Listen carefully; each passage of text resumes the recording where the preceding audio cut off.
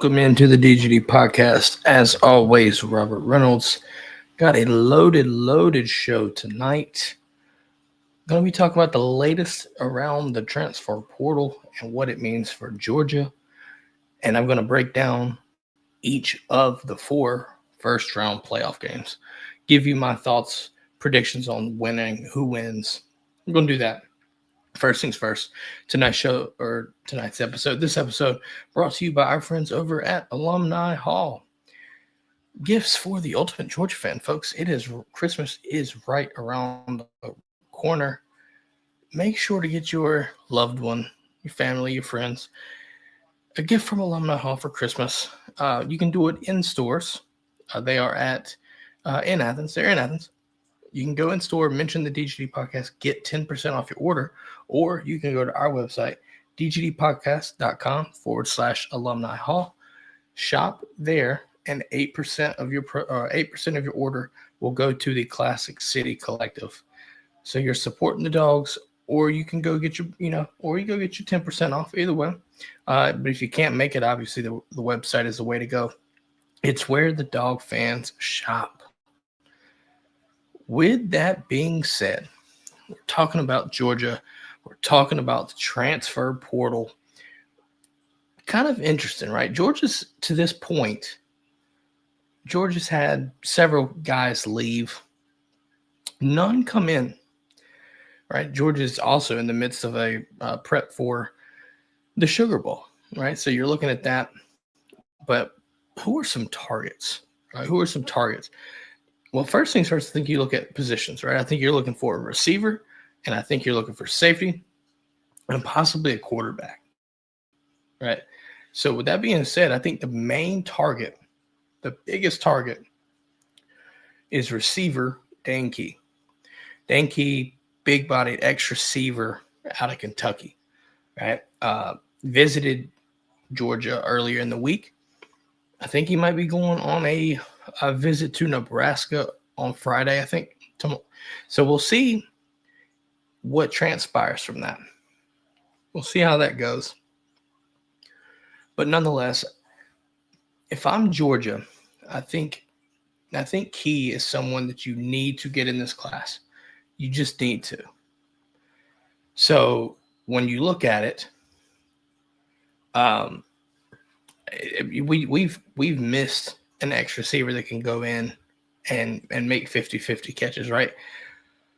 What Georgia was, obviously with Colby Young and then Ra Thomas both, that was the expectation, right? That was what they were supposed to do.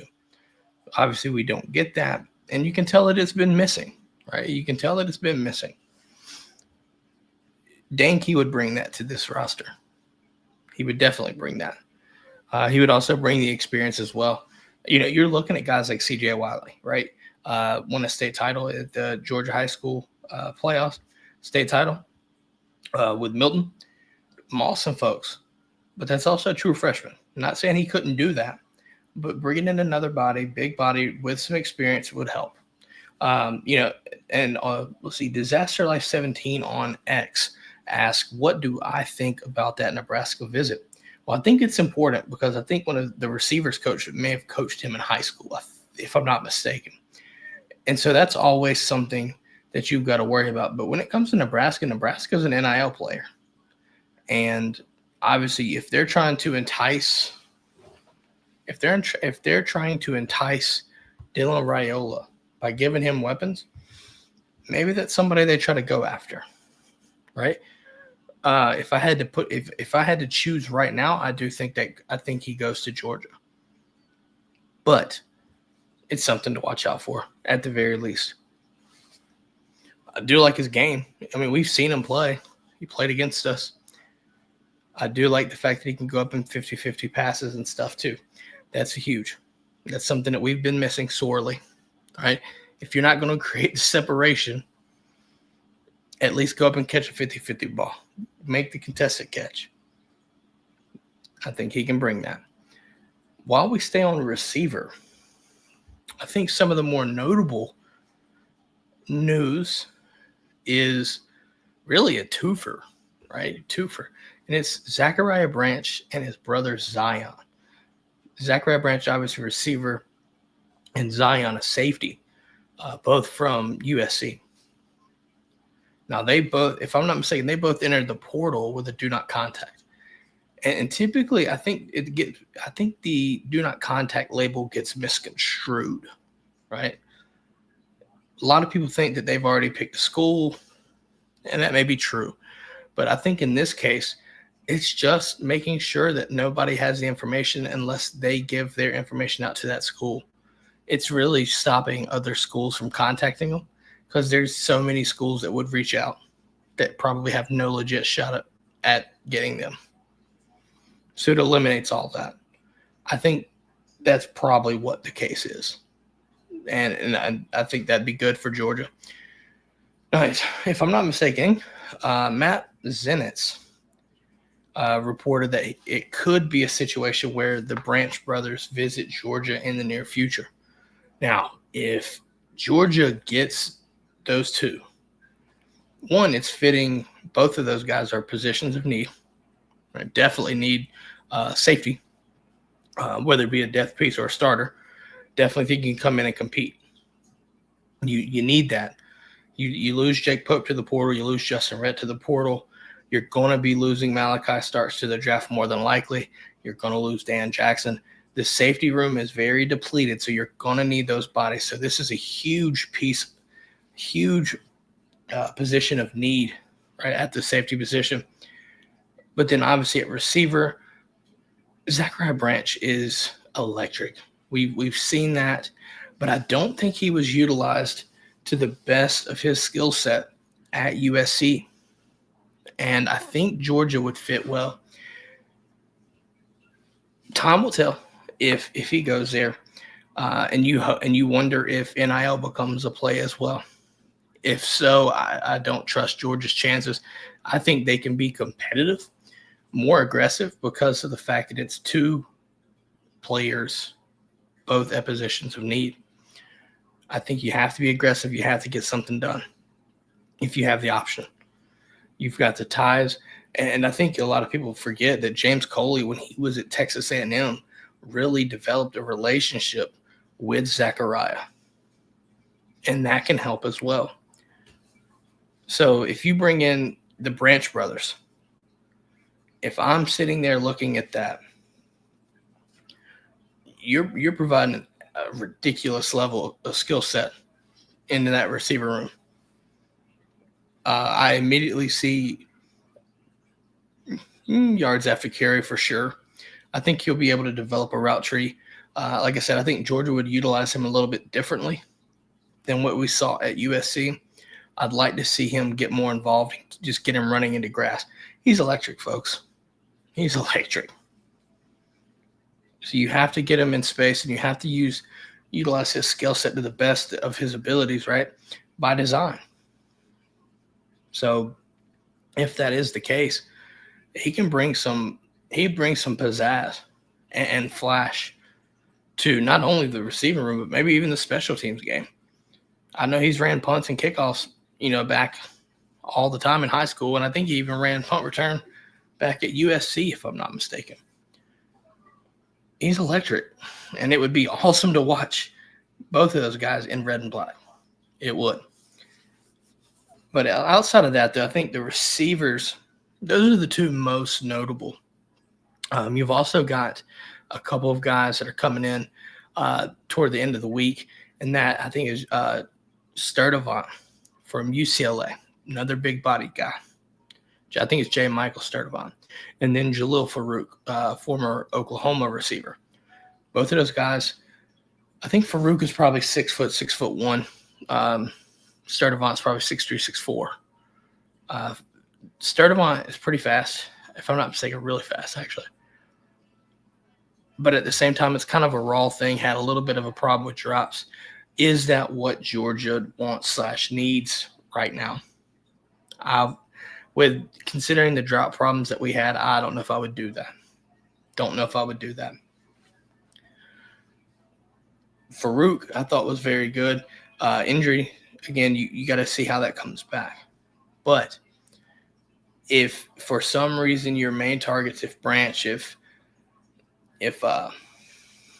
if your mother target's key for some reason doesn't come to Georgia, right, doesn't commit and transfer in, then I think you have obvious fallback options. Not to say that it's a discredit, but I think there is a level between those two in the positions of desire, if you will. Other safeties or other positions, I think you're looking at really what Georgia's lost, right? You lose Julian Humphrey, you lose Jake Pope, you lose Justin Rhett, Jamal Jarrett hits the portal. So you're looking at, again, at the D-line, especially the timing of it, getting ready for bowl practice. These guys hitting the portal, Julian Humphrey going to A&M. I think he's the only one that's actually committed somewhere. Other than that, I think you've got you guys just entering the portal, waiting to see things, how they shake out. But to me, it does put a little burden on your practice routine. And, you don't have the bodies there. So, for instance, if Jamal's in the portal, you have to have somebody on that D-line step up. And, this is not something that Georgia is not familiar with. It's just unfortunate that you're in the playoffs and this is happening. It is what it is. Welcome to the world of college football. Until change happens. This is the way it will be. Until something is made change. Who knows when that will be, though. So this is something that you've got to just adapt to. It's very unfortunate. Am I a fan of this? No. But again, welcome to the world of college football. Adapt or get left behind. So all the guys in the portal, I think you've only got it's not a ton, but also I think you will expect to see more once the playoffs are over, right? Once the season's officially over, then you get if it's after the 28th of December, playoff teams have 5 days after their season ends, basically, for guys to hit the portal. I'm keeping my eyes peeled for that. I'm definitely keeping my eyes peeled for that. I'm expecting that to happen. There's going to be more people leaving. I think that just is what it is. Sometimes it's not necessarily a bad problem in a sense where kids are just trying to seek opportunity, right? Sometimes you get buried on the depth chart. It happens at Georgia when you're recruiting 5-star and 4-star after 4-star. And, when you're that deep, things like this are bound to happen, right? I really was looking forward to seeing Troy Bowles. Unfortunately, he hits the portal. I think he'll go somewhere. He'll get an opportunity to play and try to make the most out of it, right? We've seen these types of things happen all the time. We've seen, even Jamon Dumas-Johnson transfers to Kentucky. And that was our starter All-American. So things like that happen, but not everything is a negative situation, right? I think we got to make sure if guys hit the portal, I can't be mad at the timing. Even though it impacts Georgia, they also have to hit the portal early to try to get opportunities to get into these classes before the schools fill up. Right? That's another thing that a kid's looking out for their decision, right? And when they're making their decision, that is something that they have to look at. They have to sit there and account for. Their agent, whoever they're talking with, they have to do that. They have to make those hard decisions. So, me personally, I'm not going to hold a grudge against it. It's a business decision. I get it. It impacts Georgia negatively. Sure, it does. You're in the middle of a playoff run, and you're losing bodies. Not necessarily fun. But other schools are dealing with the same thing, even playoff teams. So it's just something, like I said, you have to get used to. You have to adapt to. We've been here before in the playoffs, so you're seeing Kirby manage this a little bit better than maybe others. But I definitely think that Georgia will be fine. They'll address their portal needs. And then, again, I think you can also look at some of these 2025 kids that can come in and make an impact. If they don't fill up the roster spots, I think you utilize those freshmen and get these guys some development and opportunities, right? I'm looking forward to that as well. So when it comes down to that, the transfer portal is what it is. I'm not necessarily worried about who we've lost. Obviously, we wish them the best where they go. But at the same time, Georgia does need to hit on some targets, right? I think you need to get Dane Key. I think you need to try do your damnedest to get the Branch brothers. If you get those, I think this is a sweet, good little pickup. Definitely think that'd be a good little pickup there. And obviously, it's just kind of waiting right now. You know what I mean? You're getting into this playoff run. Playoffs start tomorrow, really, with Notre Dame and Indiana. It's just something that, right? Things have kind of quietened down for the playoff teams. You're not seeing as much because guys are getting ready for their games. And obviously, I think it's expected that if Indiana loses, then you're going to see a lot of action out of Indiana. They're waiting until the season's over. Nothing's changing. That's going to happen to Georgia too. So that is enough about the portal. If we find anything else, keep us up. Keep us in your notifications on social media. We will try to keep you up to date with stuff like that. So follow us at the DGD Podcast on X. Get all your information there as well. Let's see. This is a perfect transition here. We're going to take a quick break, and then we're going to preview each of the 4 playoff games. Stick around, and we'll be back shortly.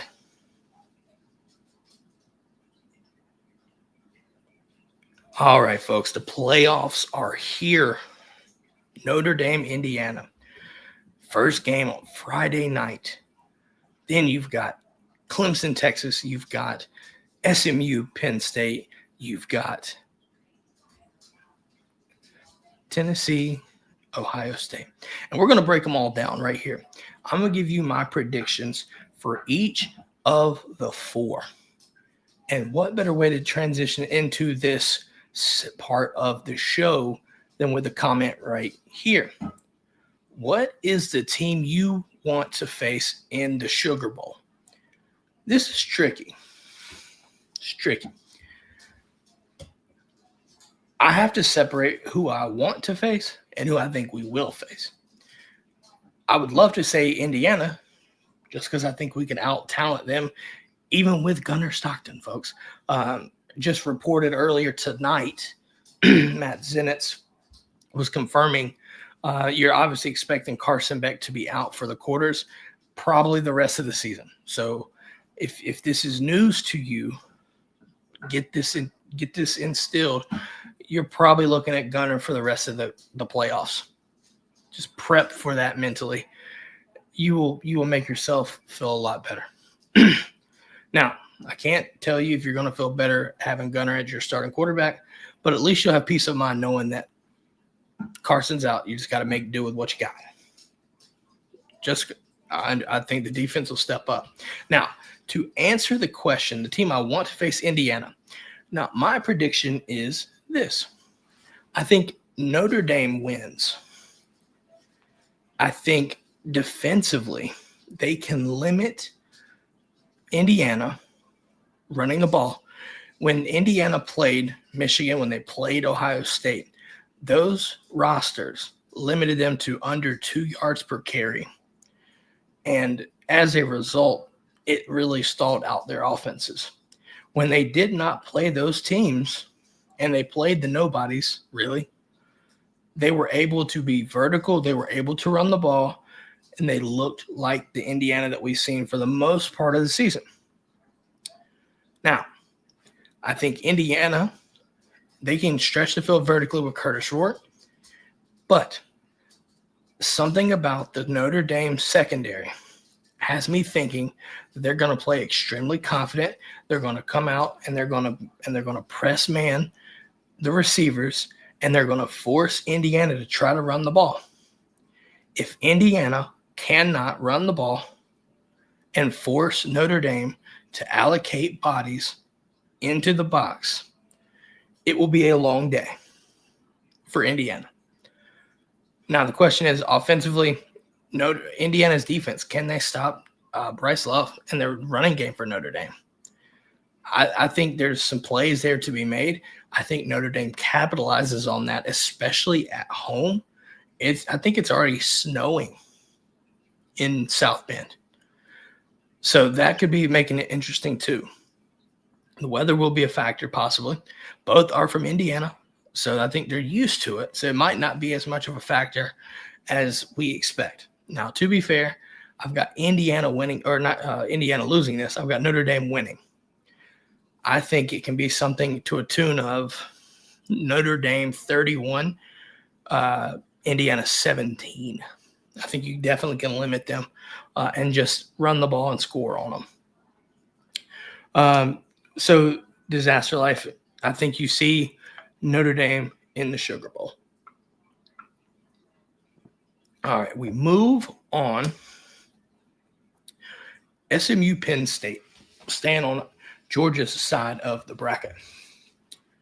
Oh, hold on. I'll take this first. Disaster Life asks, over under 125 yards for Trevor on the ground. In the Sugar Bowl, way too early. I think over. I'm going to save that for our Sugar Bowl preview. Depending on who we'll see, my answer can change. But I would think yes. Regardless who it is, I think you need to be that way. So I'll keep that there. Just a little bit of a tease for the Sugar Bowl preview. But I think you would go over 125. Well, actually, I'll save it. I'll make you think on it. All right, so we move on to SMU Penn State in Happy Valley. Sure, it's going to be a whiteout, I would assume. I don't know how to feel about this game. I feel like Penn State's run game can do some good things.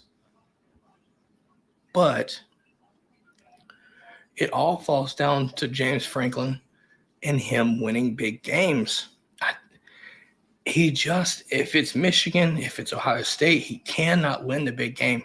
They were putting up ridiculous points against Oregon in the Big Ten championship. Can they replicate that against SMU?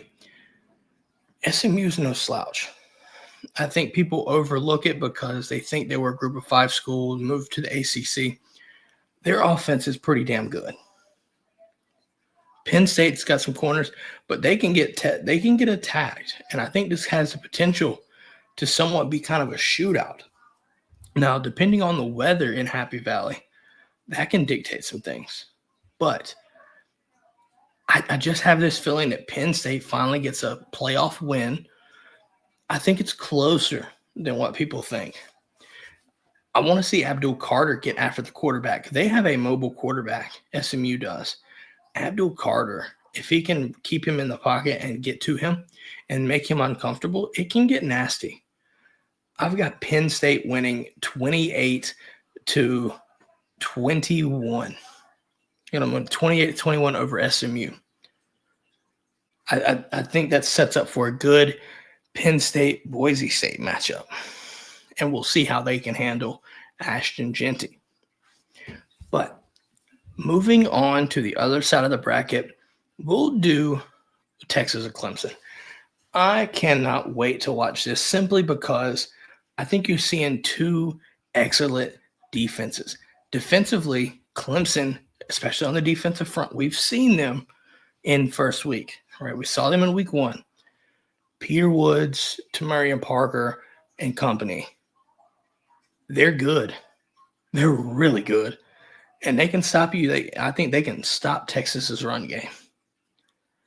But the question is, do they have the depth? And do they get home? We've seen Texas and we've seen Clemson. Offensively, I think Quinn has to be ready to make some plays. Who's going to win those moments? Because there's going to be, I think you're going to see both quarterbacks, Cade and Quinn, get kind of pressured in the pocket, and they're going to have to make some plays within the pocket. Cade's playing a little bit more confident right now than Quinn. Is this a situation where Arch comes in place of Quinn? Don't know. There's people who were saying that they should have happened against us in the SEC title game, but it did not really too much.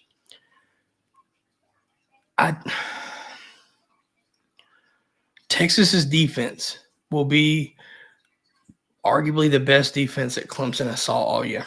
It's very close between us and Texas. So much so that I think you could argue Texas has a slightly better defense than us. But nonetheless, they're going to limit Clemson.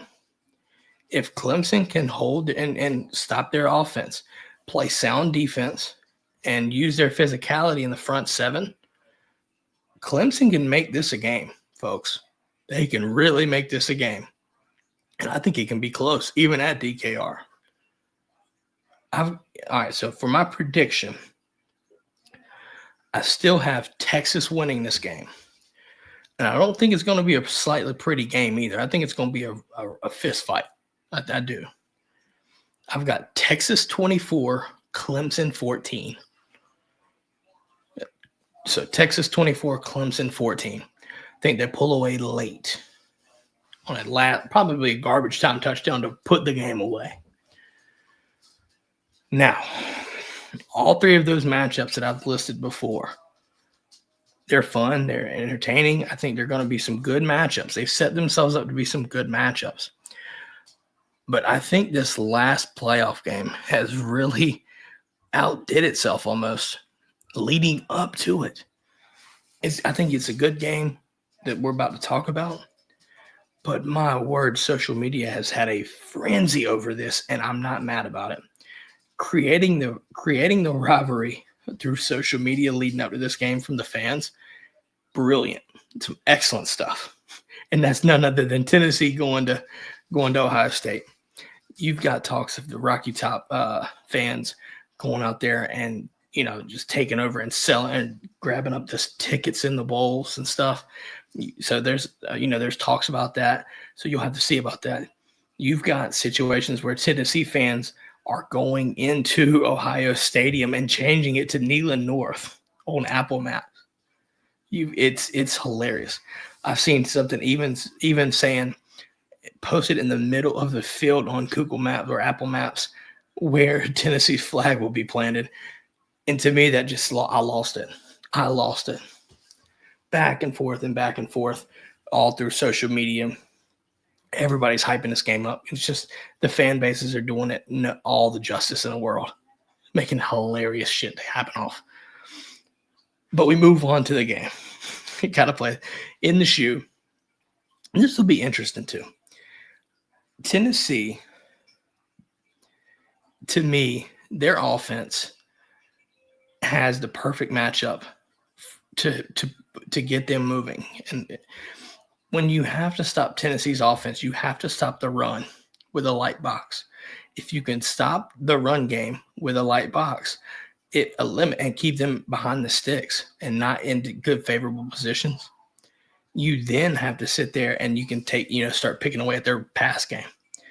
Tennessee gets into good situations and takes shots, right?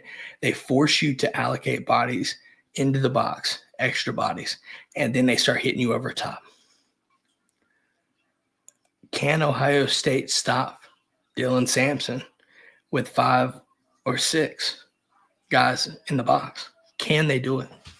I know it's Michigan, but they struggled against that. They struggled against them. So I'm curious to see if it's just the flukiness of that game or there's a bigger problem. Because if they can't stop Dylan Sampson with at most 6, I think you're going to see getting taken on people. And that could get interesting. Because they're going to force bodies into the box if you can't stop Dylan Sampson. You'll just have to. Because they'll gash you. Tennessee, people forget it. Everybody looks at the pass game and how explosive they are. But they lead the conference in rushing the last 3 years. That's something that people forget about. And I think you have to do that. Nico's been getting it right. If you watch that game against Vanderbilt, started clicking offensively. And that's something that Ohio State fans should kind of looking at and kind of sweating slightly. Again, you got to stop Dylan Sampson. It starts there. We move to the other side of the ball, offense. Offensively, that was about as a sad performance I've seen in quite some time with Ohio State. Could not pass the ball. Just couldn't do it. Couldn't do it. And that was without their star DB, Michigan star DB, Will Johnson.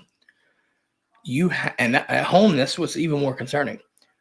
But you have to get Jeremiah Smith involved. You have to get Emeka Egbuka. I think you have to get those receivers going. But it all starts with protecting Will Howard. Can Ohio State do that? Can they do it? We'll see. I like James Pierce in this matchup. I like Tennessee's physicality up front. They're deeper than they were last year, and I think that's going to matter. If James Pierce can get off and start making plays, it could be a long day for Ohio State. It could. Now, the same can be said. Tennessee, you've got to protect Nico. You got to get after it and protect him to let the plays develop, right? I think it has the potential to be a good game. Expect that place to be rocking, right, as with all four of these matchups. Overall prediction for this, I've got Tennessee in the upset. I got Tennessee 28, Ohio State 24. Tennessee 28, Ohio State 24. I think you struggle early to score, but then things start picking up and the adjustments are made in the second half. I think Tennessee pulls out the upset, and that is going to be fun because then you look at the next round matchups. You have a potential Texas, Arizona State. You have Tennessee, right? Based off of my predictions, you would have Tennessee, Oregon. You would have Penn State, Boise State, and then you would have Georgia, Notre Dame. Based off of that. Going to be fun, though. These playoff games are about to be insanely fun. Insanely fun. Calling it a wrap here, and I want to make sure that people are listening and watching. Understand there's no show next week. We want everybody to enjoy the holidays. We're going to take some time to do that with our families as well. So we'll be back the following Monday, obviously for the Sugar Bowl preview. And we'll probably might have to do more than that too, depending on any kind of news that transpired. But in the meantime, while we're off the holidays, make sure to follow us on all of our social platforms. Use our website, dgdpodcast.com. If you have any questions on how to follow us, you can find all of our links there. Make sure to like, follow, and subscribe if you're watching. If you're listening on Apple, Spotify, leave us a rating and review. It just does it for free, helps us out more than you know. But with that being said, that is all we've got for this episode of the DGD Podcast. We hope you have a Merry Christmas, Happy Holidays. We will catch y'all next time. Go Dogs.